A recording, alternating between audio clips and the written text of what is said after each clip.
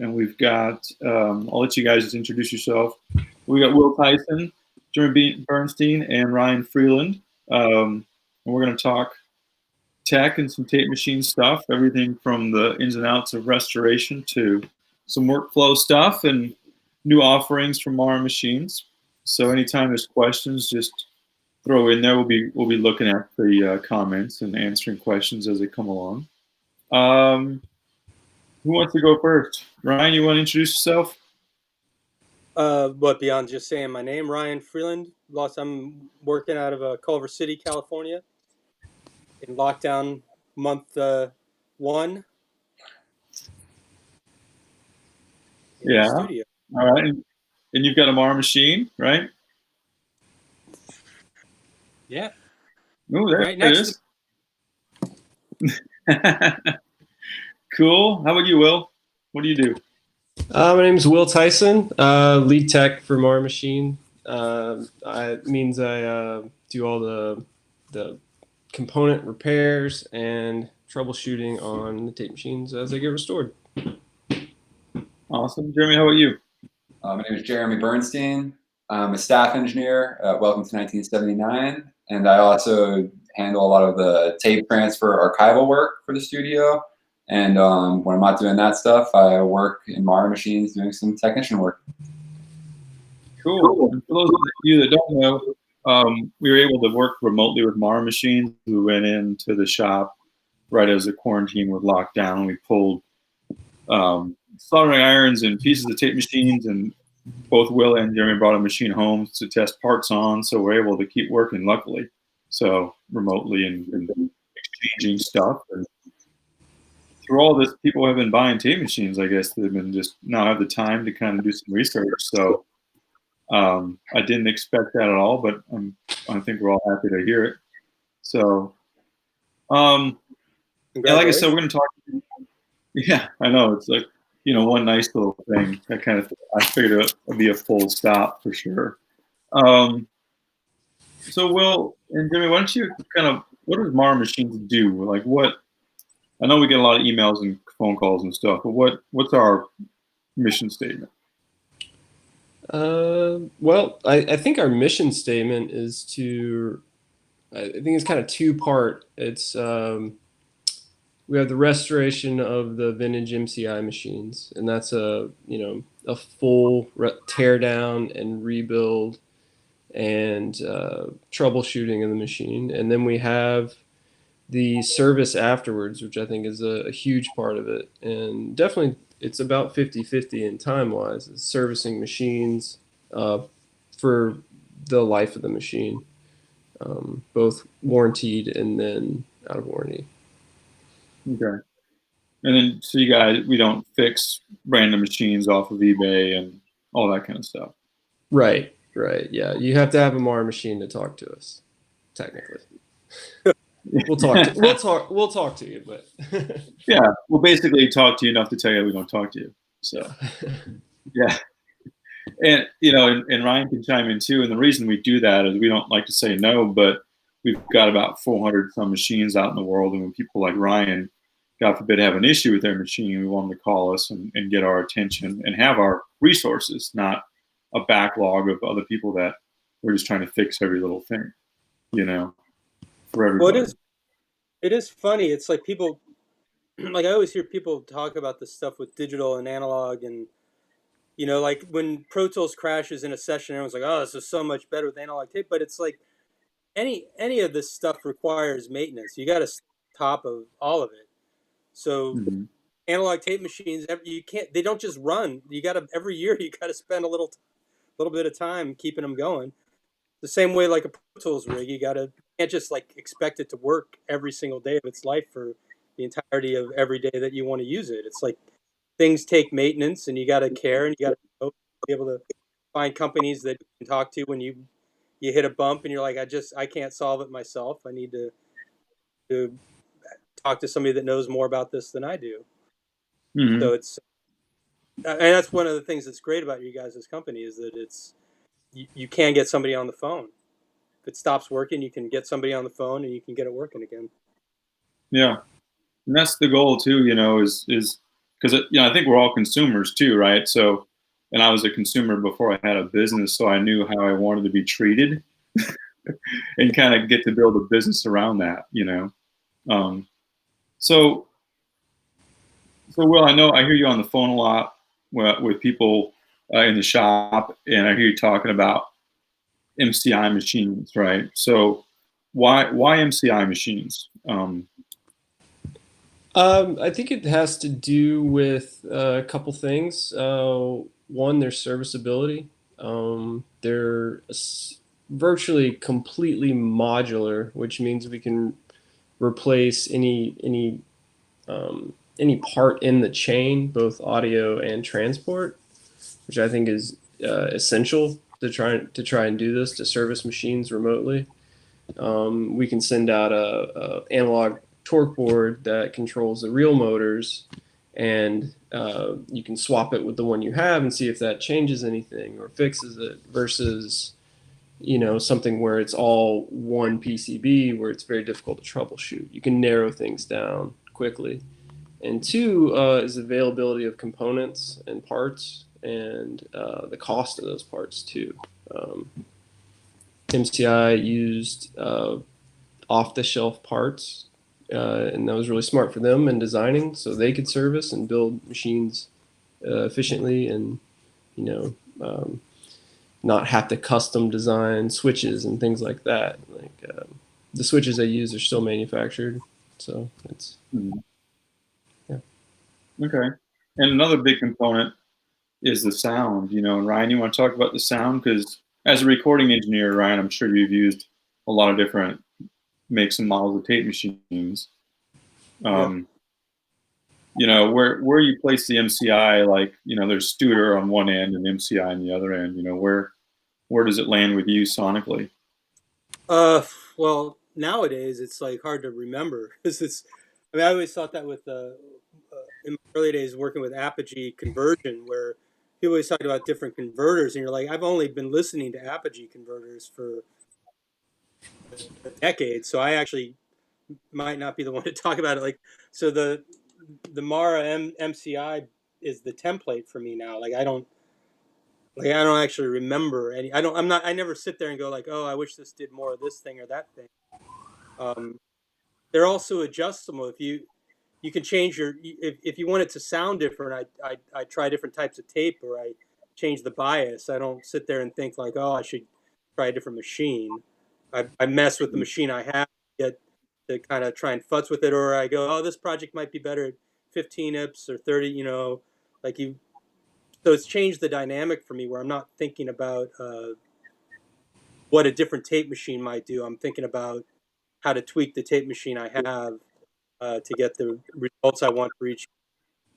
And sometimes you don't even just running through it, just going across the tape heads gives you a lot of vibe for me that you can't. It's hard to with the crosstalk and all those things, hard to get that just straight Pro Tools mixing.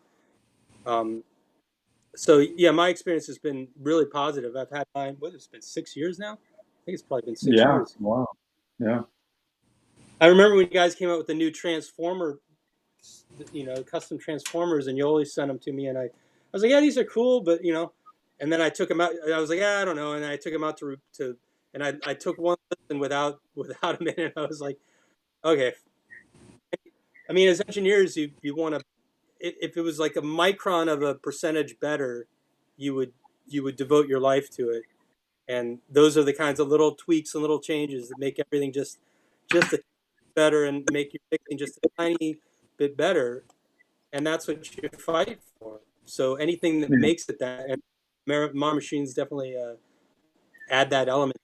And it brings back the fun. To me, it brings back the fun of audio, where you're like, oh wait, oh, was there a glitch on the machine? Oh, maybe I got to reprint the master because it was or like a thing, or I don't know. It adds a random element again, which I think is missing when people do offline bouncing. Like you got to do it all in real time, and you have to listen to it as it's going down. And I think that's valuable to engineers to actually have to experience it in real time and not just hit a button and then go about their business. True. That's a good point. Yeah, and it's been explained to me that like the different tape machine manufacturers over the years had different goals, and Studer's a real popular brand, and most people have heard of that.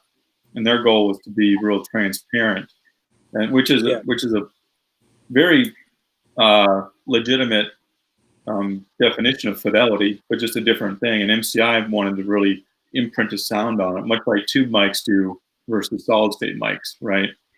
It's not a definition of better, it's what you want to do. And I think a lot of people now are buying tape machines for that sound, right? There's enough transparency in digital audio where they're really digging into transformers and tube mics and tape and all that kind of stuff. So that's kind of where, go ahead, Ryan. I remember that one of the most important things I think that you said to me when I was first talking about getting one was I was like, I don't know, everyone, because at the end of when analog had died, it was kind of as I was getting started, and everyone wanted half-inch Studers at 30 IPS, and that was like the thing. They were all trying to create this kind of transparent, like, closer to digital kind of thing. And now, I think one of the most valuable things you said was like, 1/4 inch was the sound, and an MCI doing 1/4 inch at 15 IPS is like the sound, a big part of the sound of analog, and that opened up my mind to what the idea of analog recording was supposed to be. Like, it's not supposed to. You're not trying to compete with the clearest, most transparent thing. It's supposed to be its own. And and for some reason, MCI is in this blind spot too, as far as knowledge base of machines. I'm not really sure why, but historically, just a quick history lesson. If you listen to music from the 60s and 70s, it was printed on 1/4 inch tape, most likely at 15 inches per second. So you've heard this format because that was the only way to mix down music, and MCI played a very large role in American music all throughout the 70s and 80s. So, I mean, historical records were recorded by MCI machines and consoles. So it's not anything new. And just go to I think it's MCIrecording.com or something. There's a nice history page of the company and like a Billboard charting, like percentage of hits, that kind of thing. And that I was familiar with the brand before we started all of this, and I was amazed at the records I wasn't aware of that MCI was involved in. Let's pause for a couple questions. So Ryan in London, awesome. He says he has an MCI JH110A. Would he be able to buy a Mar machine drawer of electronics to replace his intermittent electronics? As Will pointed out earlier, they are modular. We could do that, but the 110As are not a version of MCIs we restore. Those are made in the 70s. And in the 70s, a lot of companies changed their designs rapidly, almost every year, and then that all settled down in the 80s, MCI included. So we focus on the ones that were made in the 80s, so they're more interchangeable. So yes, but not us. I hope that helps. Oh, and Sam here has the Museum of Mnemonics Sound Recording.org manufactures MCI. Wow, okay. That's a cool link. Well,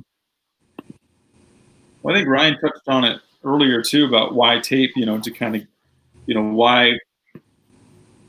why has tape kind of become more of a thing, and Jeremy, you assist at Welcome to 1979 and engineer sessions there too, and we obviously use tape and Mar machines, but why do you see people using more tape? Yeah, there's a few reasons why recording the tape, I think, has come back and has a lot of value. And for me, the biggest thing that I enjoy about working on tape is that the inherent limitations of having a track limit forces you to make decisions in the studio, and you're not setting yourself up to make all these decisions later and just pushing it down the line. Oh, I'll fix it later, or I'll decide later. When you have 16 or 24 tracks to record a band, you're making decisions right then and there, just like the musicians are. And for me, that's all my favorite records were made that way, and that's the way that I like to work. There's also the sonic. The tape definitely has a different sound than recording digital. But I think for me, the workflow is probably the biggest advantage or differentiating point about working to tape for me personally. Yeah, I hear that from a lot of our clients too. They just want to, you know, mainly when they buy a multi-track machine, they just want to shut off their computer screen. You know, they may be a home studio and they may have a 9-to-5 job, and if their computer's on, they're working. They're going to get an email. They're going to do an update, and it's just nice to just shut that off and just work. You know. That's another thing. Yeah, I think that having a computer screen in front of you while you're recording, not always, but I think it can be a negative thing. I think that you can start making decisions with your eyes, and the temptation is to make everything perfect or to fix everything in the moment. And you get to a point where you can, not always, but you can kind of castrate the music. You can kind of honestly just take the life out of it and really make it too clean, and it loses its life, loses its vibe. Yeah. Well, Ryan, you've got a quarter-inch 2-track in your studio, so you don't track artists to it, right? What's your workflow then? How do you use that quarter-inch machine? It's part of my standard 2-bus, so it's like it becomes just another part of the mix down thing, and that's one of the things I like. It like I was saying, it's like I think because it's the I mean there are infinite decisions to be made with it, but there's also just a few meat and potatoes decisions. Like, do I do this at this speed or do I do this at this speed? Do I use this tape stock or do I switch to that tape stock? Do I redo the bias? Like it's pretty. There's only like a few decisions, so on each project you can kind of quickly go like especially if you're working for a while and you're like, I don't know, I'm not quite sure I'm getting this. If I'm not quite sure it's vibing right, you can just do quick changes and then listen at with a few different parameters on the tape machine, and that can kind of spark other ideas. You can kind of say like, oh yeah, that's what this needed. You hear the 15 ips or wherever, you hear a little bit more compression, a little bit more bottom end expansion, and you're kind of like, oh great, okay, that works great for this project. And sometimes it's the opposite. You're like, oh, I was getting too dark and too woolly, speeding up the machine, kind of doing a 499 as opposed to an older tape style. Like, and I like that. So that part of that workflow feels creative to me. And not only because of what the machines are doing, but it also keeps you engaged in the process. Like you have to think about it. You can't just sit there and be like. I think that's what a lot of people are missing with some of this stuff because it's so easy with plugins and stuff. You don't have to like nobody's really. I don't know if people are really thinking about the nuanced difference between a Pultec EQ or an API EQ, but like having those things and doing a boost on an API EQ on the bottom end is a totally different experience than doing a boost with a Pultec EQ on the bottom end. Mm-hmm. You gotta have to kind of have experience to know which one's appropriate for that particular song.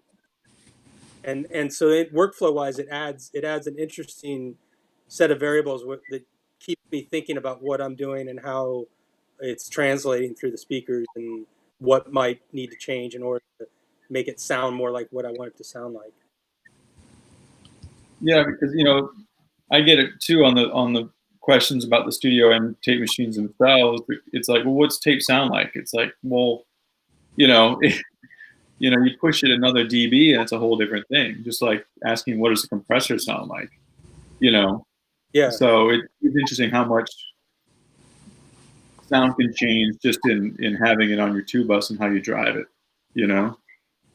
Well, and it's different. Every inch of the tape is different, which True. is like a thing. That's like it's not it's like life. It's like every spin around wheel at that part of that tape's life, it just reacts a little differently. So there's some days it acts the way you want, some days you might not like it so much. But like in the end, that brings randomness and life to audio, which I really appreciate.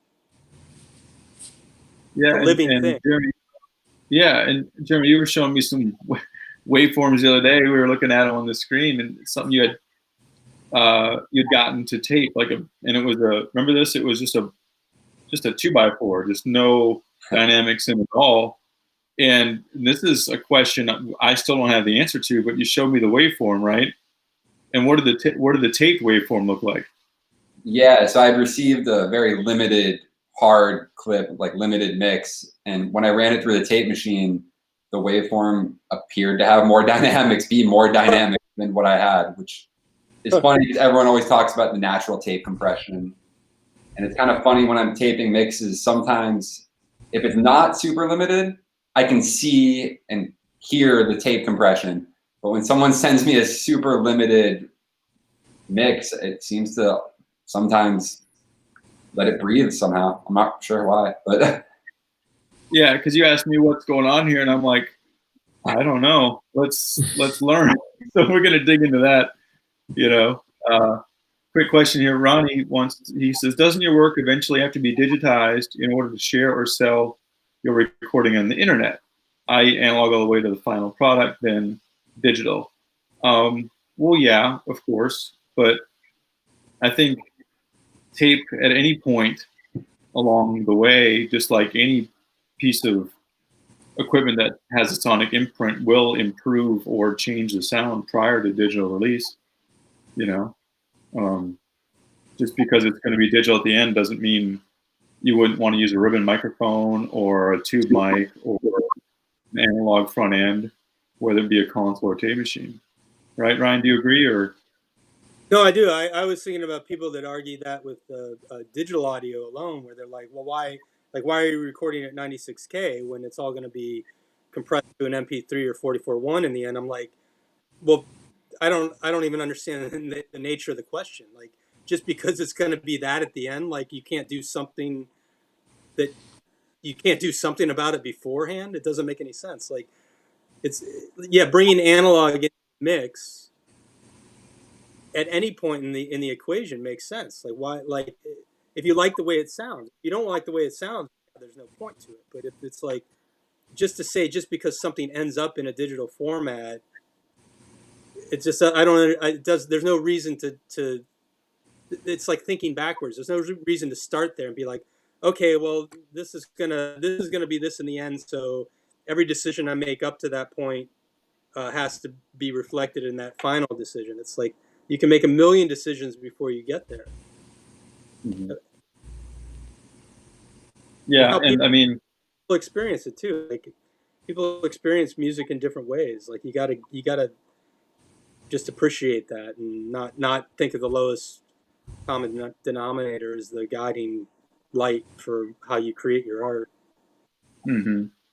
yeah. Otherwise, we wouldn't choose high-end microphones or whatever either, right? So, and we do that at a painstaking level, you know.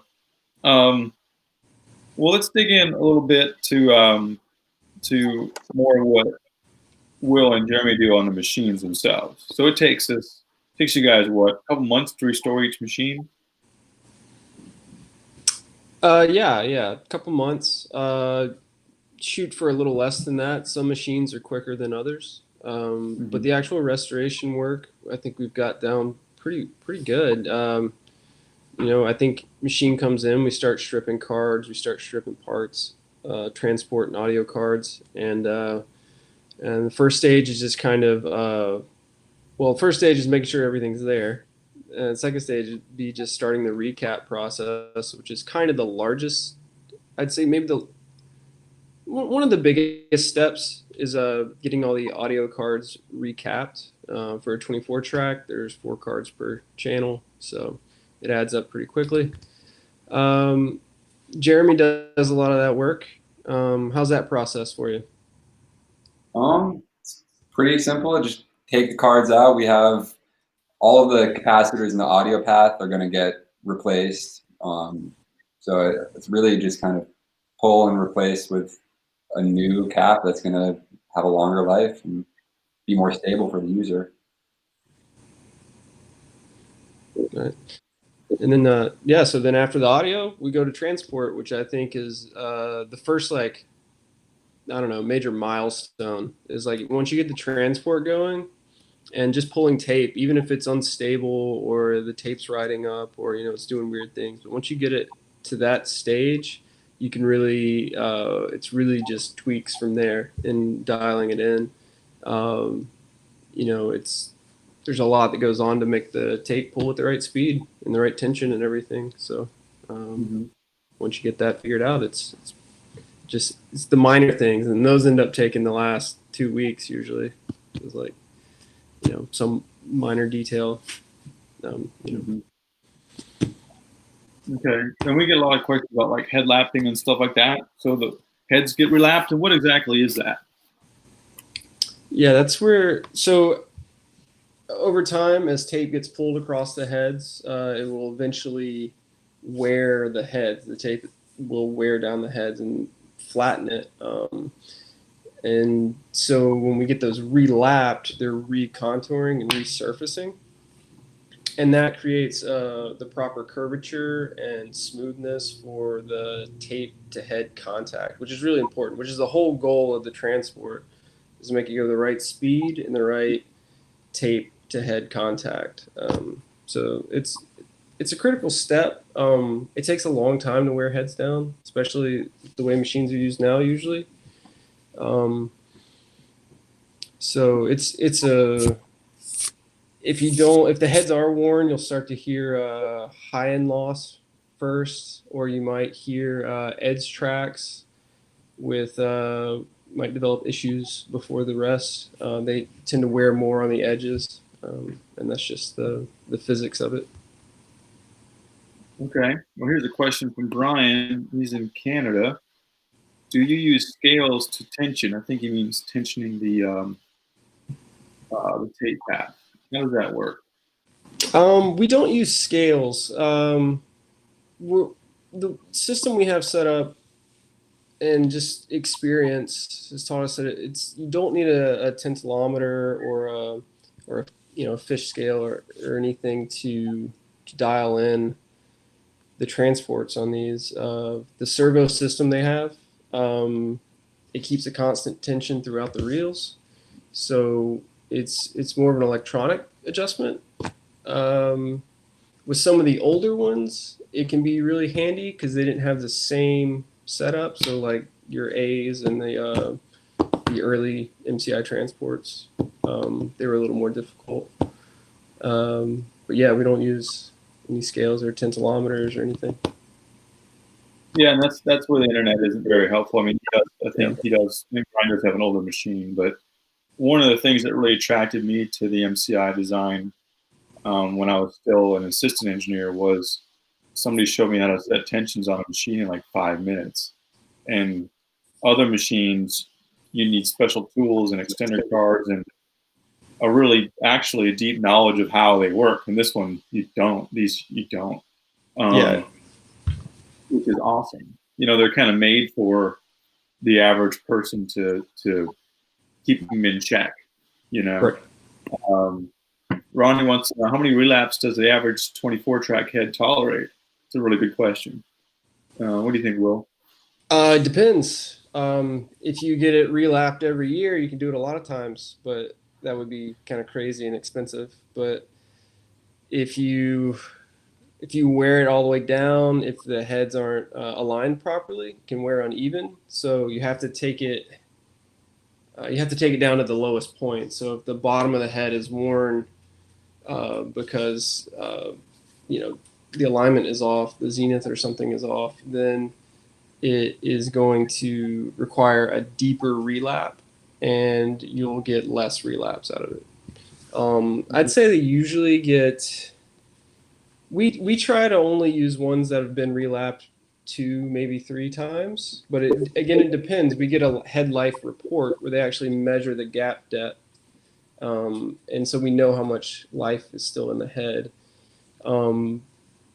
But yeah, it's tough to say, but usually at least 2 times. Well, Ryan, you've had your machine 6 years, we said, right? Yeah. And how often do you use it? I'm getting to head life and how much head life you used in 6 years. Well, I've never really thought about the head life. My problems have come in with the tensioner stuff. All needs to be adjusted, and I mean that's the main thing. Because you'll get if it's not tensioning properly, you get warbles in the print. Mhm. But yeah, head life. I'm not. I mean, maybe it's time to get them relapped. I don't know. I hadn't really. Oh, the other one was the erase weren't. That was a drag. The erase heads weren't quite erasing, so like you had to do a print. You had to do a print of nothing before you could print your master because you'd Right. hear a little bleed through. So those are the only real two issues I've ever had with my machine is getting the erase head tweaked just right so that it's actually properly erasing the material before. So you don't have to do a clean piece of tape. Also, keeping the tension so that it's not giving you any pitch shift stuff in your mix. Yeah. Yeah. Well, I mean, on the head stuff too, Ronnie, like a machine that was made in the early 80s to today, we try to make sure they have over 50% head life left. And they were getting heavy use in the 80s, and now not so much. Like if you have a tape machine and you're using it heavily, you're still probably not using it anywhere near like they did in the 80s as the only format to record to. So most of these heads will outlast, my involvement in my company, I would hope. So, yeah, kind of getting down through it.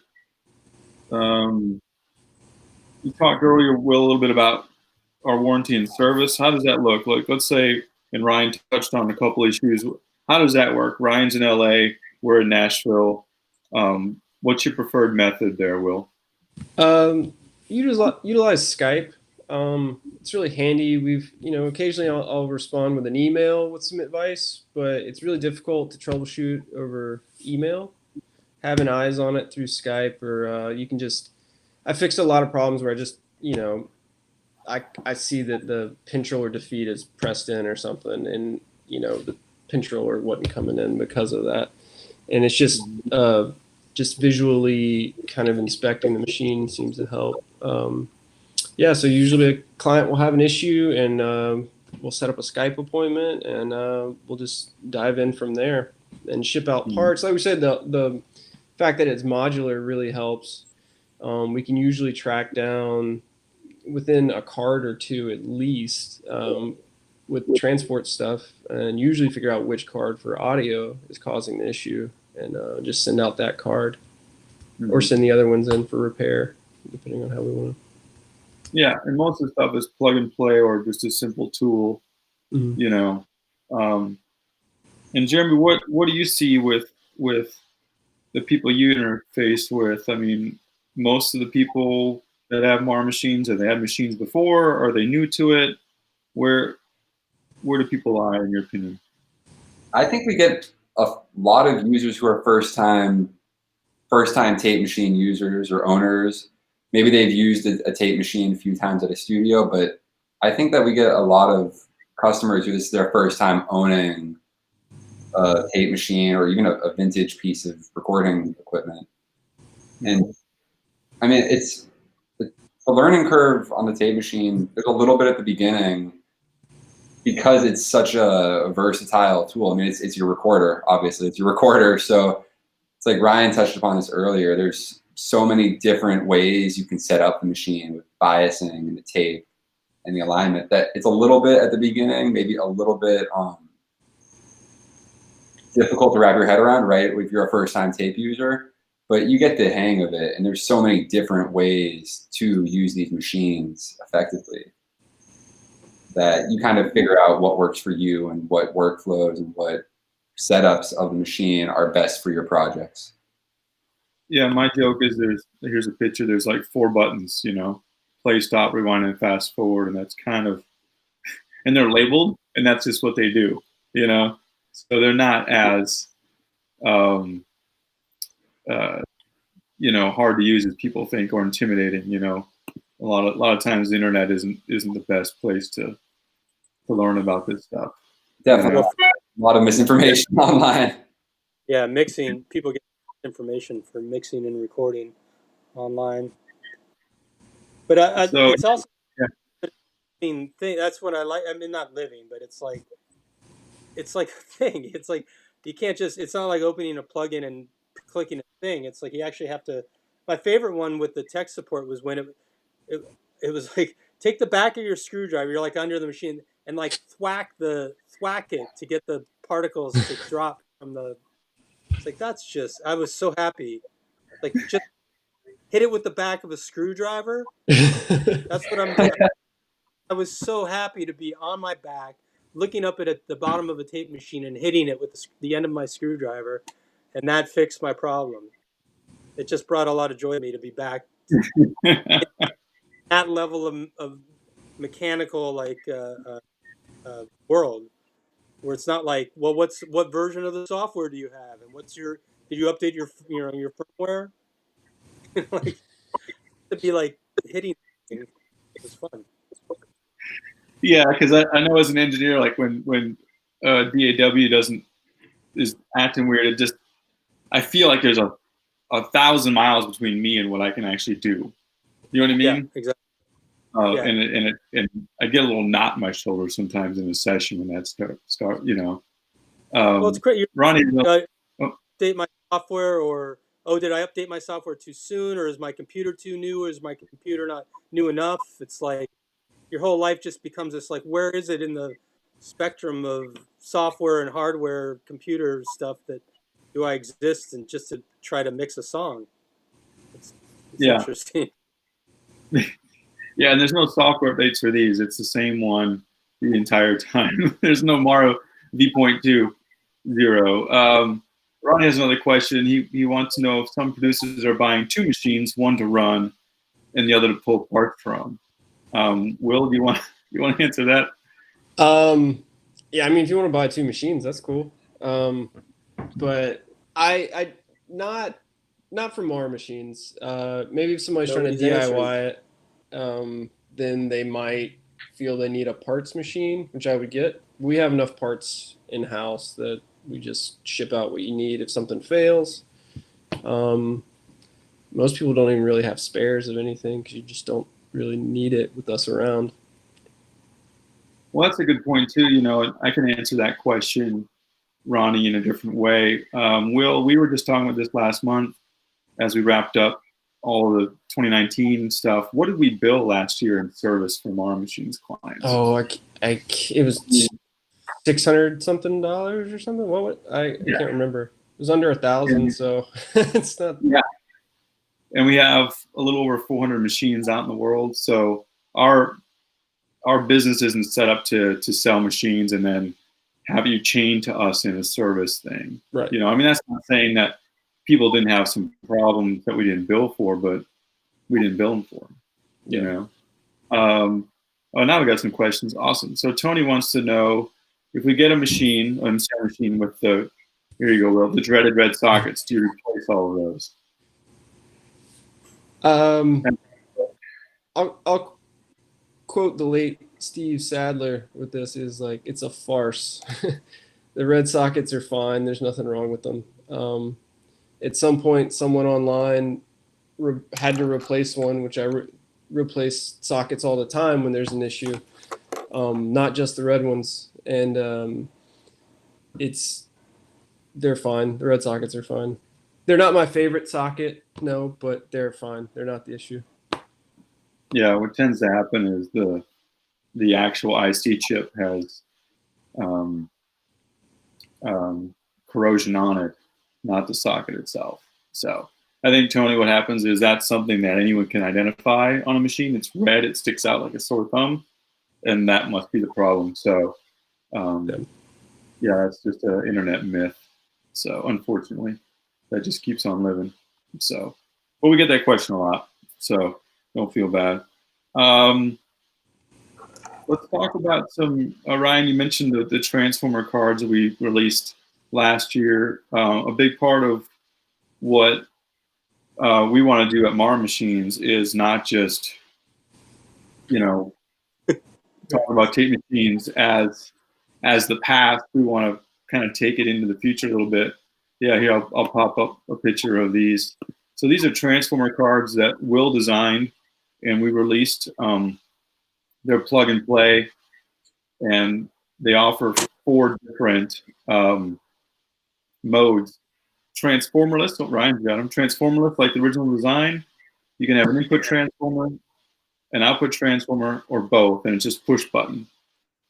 So, and we just wanted to do that. We have a lot of people that like to change the way the machine sounds. And Ryan mentioned that you can just drive these transformers harder without any tape on the machine and have a sound difference, you know.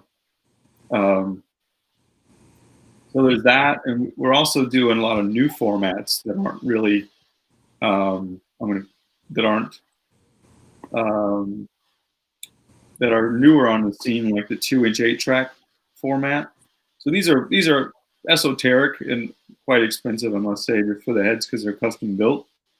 But it's fun to do these because it pushes the machines harder and lets people experience new things with machines. We've sold, how many of those have we put together, Will?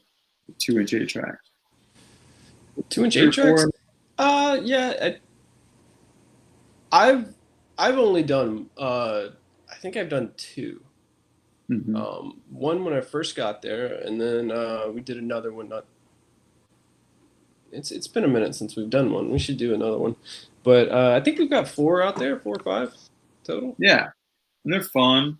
And then we do some of these. We've done a bunch of these 1-inch 2-tracks, so which are just an insane thought process. I've got a photo somewhere of like 1/4-inch tape on that head stack.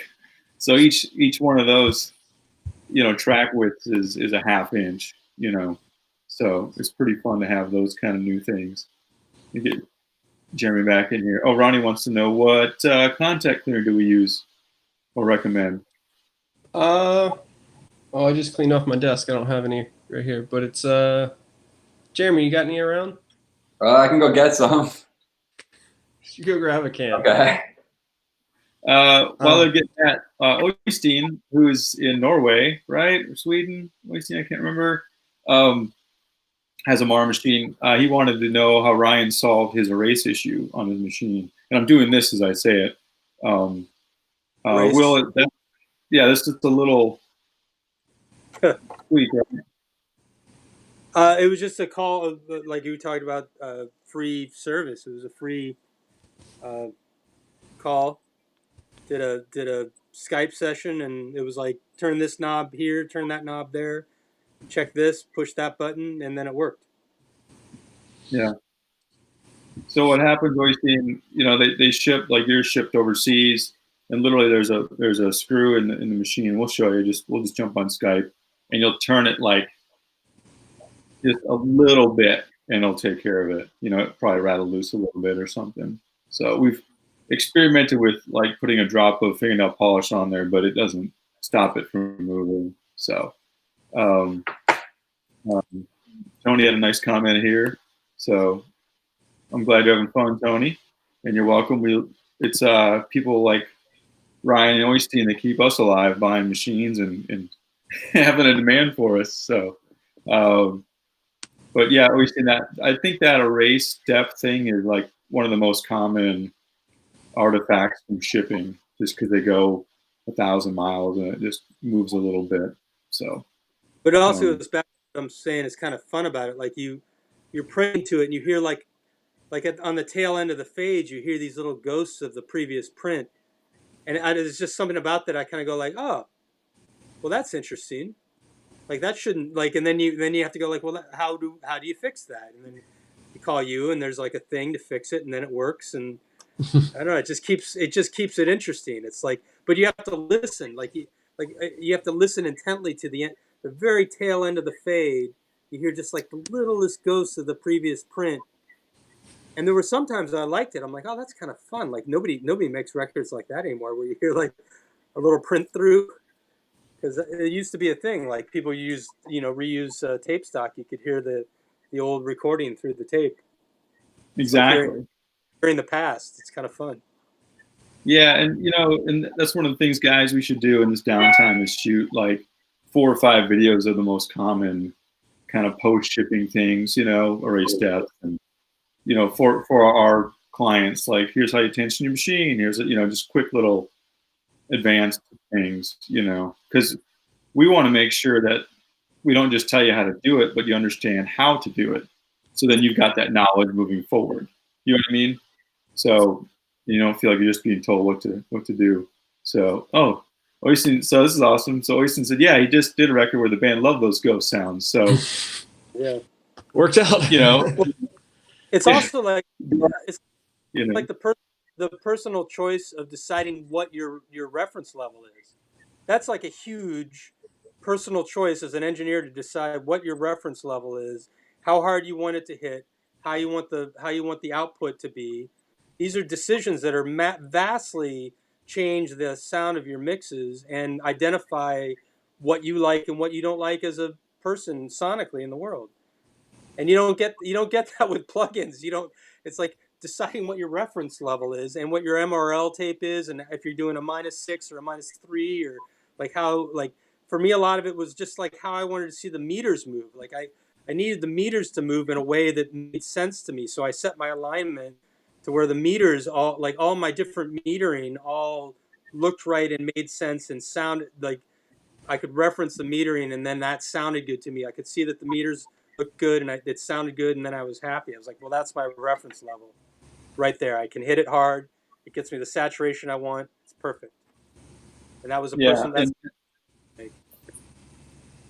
and the reference level. If you're not sure what that is and you have a tape machine, we offer an app on the iOS store too. It's a number one, like, how do I line my machine? So last year before, we just sat down and made an interactive app that is totally cool, and it asks you some questions about your machine and what you want to do, and then it just walks you through with photos and everything. So depending on what you input at the beginning, different parts of the photos are highlighted to show you what to adjust. So it takes the mystery out of it, and it's exactly like we would align it in our shop. So we're just giving you guys tools to learn this stuff, because what Ryan is talking about essentially is the headroom on the tape and the machine itself. You can create your own headroom, or conversely, take your headroom away and your metering is the same. So the harder you hit the tape, the sooner you get into tape compression and good harmonic distortion and all that kind of stuff.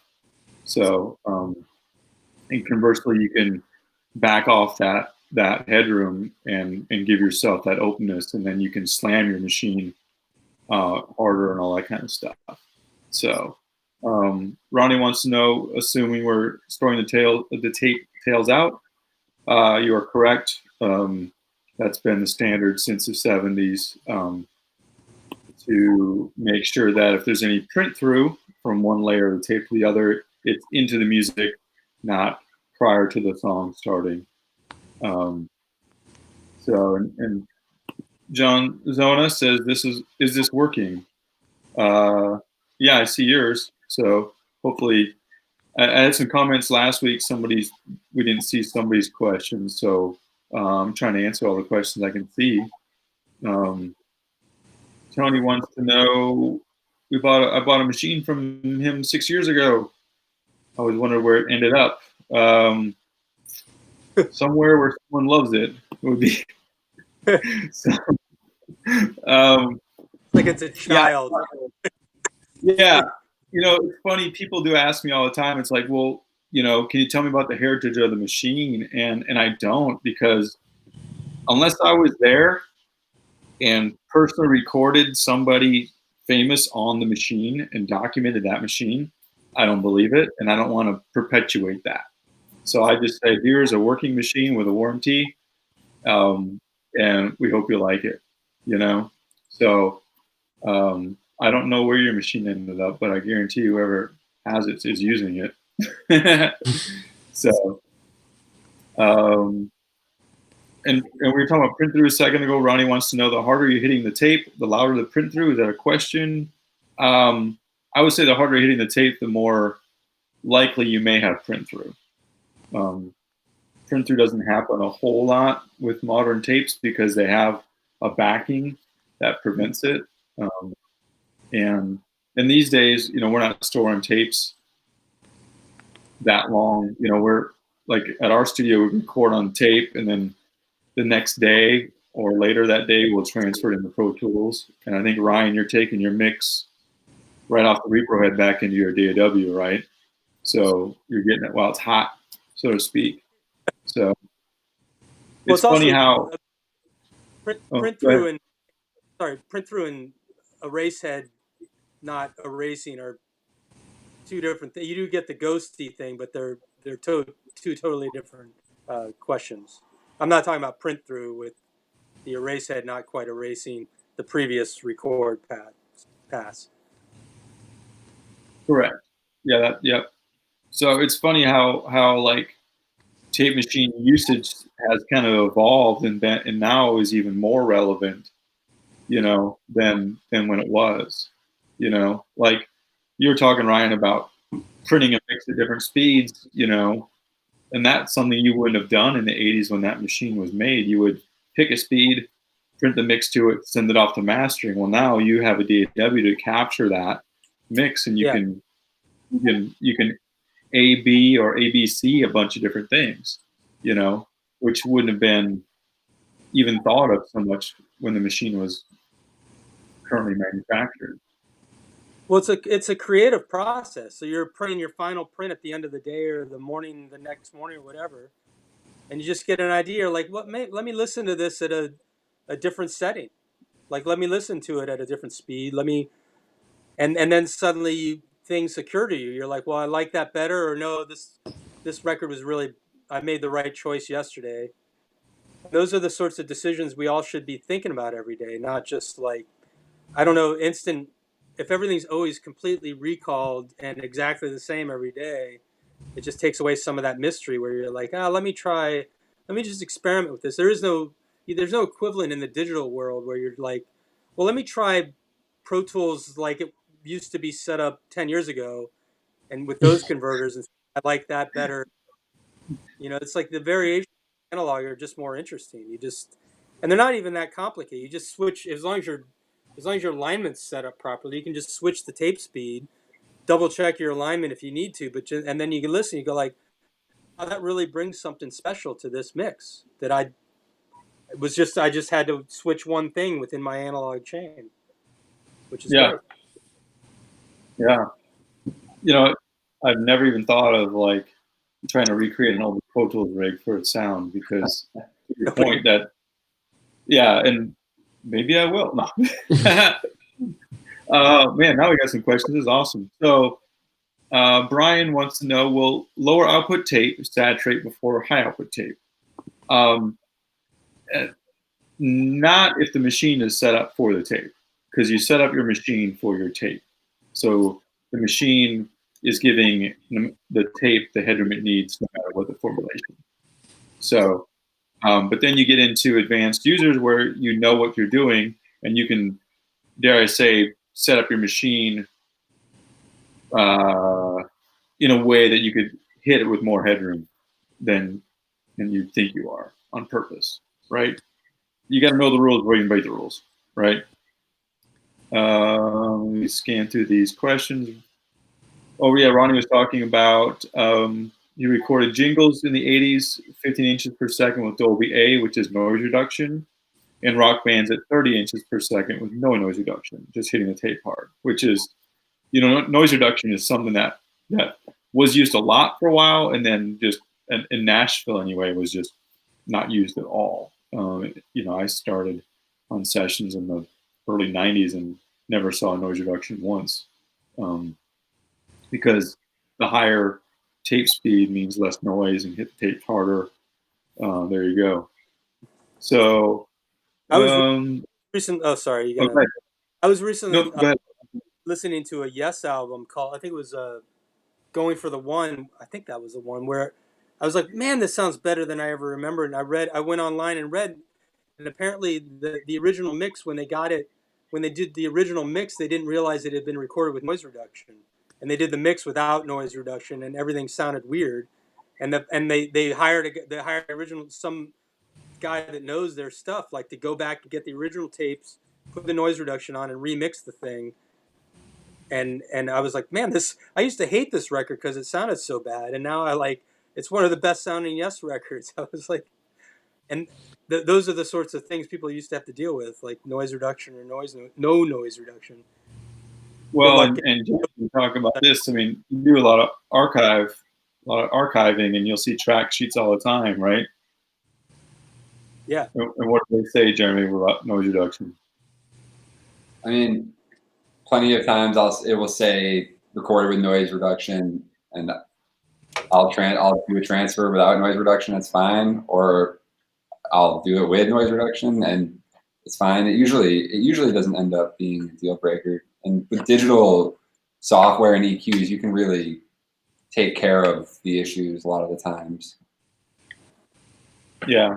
Looking through some questions again. This is great. So Ralph wants to know, any of you record digitally and run it through tape once all the comping and editing is done? I do that a lot. In my sessions, I do straight to Pro Tools or vocal comping. I'll get it all comped and run it through machine and back. Ryan, do you do that on individual tracks at all, or just wait to the mix? Well, I mix with it, but I also there are times when the recording seems all the usual tricks don't salvage the recording, but going out and doing a pass onto tape and then back in gives it enough three-dimensional stuff that it's more vibey to work with. So I'll do that, not often, but and you do that with bass. I do that with bass tracks too. Like bass and vocals tend to be the things that, like, if it's like a bass DI sound, you're like, man, none of the things are getting this bass to sound right. You just run it through, and sometimes I'll put an analog compressor on it as I run it to tape, and then I print it back in, and then that gives it some mojo. And it's weird. You can also sometimes see it in the way. It's weird to think about waveforms like this, but I had a project recently where, there's like pops and clicks, like regular pops and clicks on the vocal, and stuff that's like complicated. You get a pop and you're like, oh god, and you try and get rid of it, and it takes a bit of work. But there's a lot of digital recordings that you're like, the software just goes, okay, the pop is gone and it looks perfect. You're like, the waveform looks absolutely flawless, and it always makes me nervous because I'm like, well, this waveform just doesn't seem complicated enough to actually justify like all this work. Like if the computer just goes, okay, that's the waveform, I'll just get rid of the click and then it's done. That always freaks me out a bit. So anyway, to answer the question, yeah, I do printing. It can save your ass by just being able to do a print through the analog tape and back directly back in, and it gives a 3-dimension to the sound that makes it much more easy to mix. Mm-hmm. And Jesse has a question about tape. He's been using GP9 and thinking about changing it up a bit for more vibey formula. What would I suggest? If you're at GP9 and you want more vibe, I would go to ATR tape. If you want the same or maybe a little cleaner, there's another company called Recording the Masters. ATR just has a little bit more of a low mid, I don't want to say grit, but I would say appearance to me. So I just kind of stick with that, and I know what it's going to do, and just hang there. So they're just up the coast from you, Jesse, in York, Pennsylvania. So what new tape formulation do you use, Ryan? I don't. I'm gonna have to figure it out because I use new old stock 499. Oh right, yeah. Out the guy, the people that had boxes of it left in their storerooms. So it's hard to get anymore. So, like, it does get beat up, and you do need to put a new reel on every once in a while. I've the new stuff I've had trouble. Like, I can see it.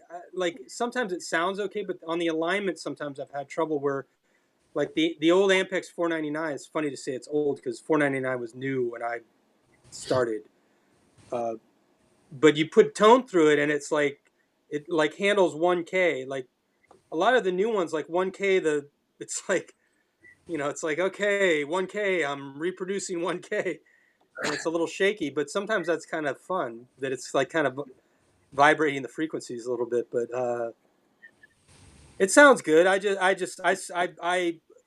back when I was experimenting with all this stuff, when I first got the machine 6 years ago, I went through all of them, and I liked new old stock 499 tape because it had the headroom, but it also had the vibe. It wasn't quite as vibey as the 456. It wasn't quite as punchy as the what is it, GP9? It was the 9, whatever. So it was like it hit the sweet spot for me. Yeah, and I've got a lot of the 2-inch 499. We use that for tracking to it. Same thing. It's just nice, steady tape. Harder to find. That we kind of toss a reel out now every month or so. That's kind of shedding or something.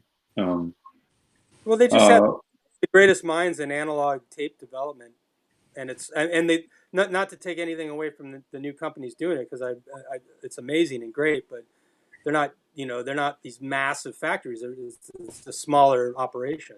Yeah, they're boutique so companies it's a at this different kind of point. product nowadays. Yeah, I kind of liken it to craft brew versus Budweiser. I mean, It is similar to that idea. Yeah. And Ronnie, and Ronnie wants to know which brand of tape would we consider to be the best now. We had a client come down to get his quarter-inch machine, and we had a line for ATR, which is our standard operating procedure, and he had brought with him a reel of the recording the masters. So we just printed a mix with ATR, recaled it to the recording the masters, put it in a mix, and I think I could hear the difference then, but I think in a week I might not have been able to pick it out, or I wouldn't have thought it was the tape. So they're both really good companies. We recommend recording the masters to our overseas clients because it's made in France, and we recommend ATR to our stateside clients. We just want to support both companies equally. They're both great. People, if you want to get looped in, I can loop you into the owner of each company. They're that awesome of companies. So the more we support them, the more we can keep recording on tape.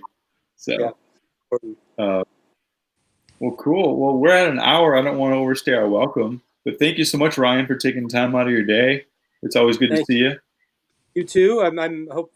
Hopefully we'll see what we're like in November for your summit. Or is it already canceled? No. Summit's gonna be good to go. That's in November, God. I hope we can do it. So that's our big community building event. So I'm supposed to go in a month, so I'm hoping that for a project. So I'm hoping that it's not a life-threatening proposition to go make a record in France. God, I hope not. So well, cool. Thanks again, Will, Jeremy. Thank you so much for your time. Yeah. And Ronnie, I see one more question. I'll answer that online afterwards. Okay. You guys have a good day. Okay. Take it easy. Bye, everybody. Right, bye.